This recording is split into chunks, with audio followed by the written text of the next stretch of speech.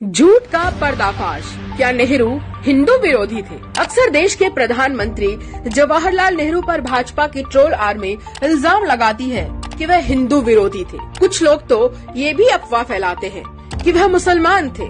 Social media पर कई सालों से जवाहरलाल नेहरू को लेकर इस दावे के साथ एक मैसेज वायरल हो रहा है कि उन्होंने कहा था कि मैं शिक्षा से ईसाई, संस्कृति से मुस्लिम और दुर्भाग्य से हिंदू हूँ। लेकिन सच क्या है, आइए जानते हैं। जवाहरलाल नेहरू का जन्म 14 नवंबर 1889 को इलाहाबाद में हुआ था। उनके पिता मोतीलाल नेहरू कश्मीरी पंडित थे और पेशे से बैरिस्टर थे। मोतीलाल नेहरू सारस्वत कौल ब्राह्मण समुदाय से ताल्लुक रखते थे। जवाहरलाल नेहरू की माता लाहौर में बसे एक सुपरिचित कश्मीरी ब्राह्मण परिवार से थी। सच तो ये है कि जवाहरलाल नेहरू अपने धर्म और संस्कृति का पालन पूरी ईमानदारी से करते थे। उनके लिए धर्म राजनीति नहीं बल्कि निजी अध्यात्म का विषय था। हिंदू धर्म को लेकर नेहरू के विचार खासे उदार थे।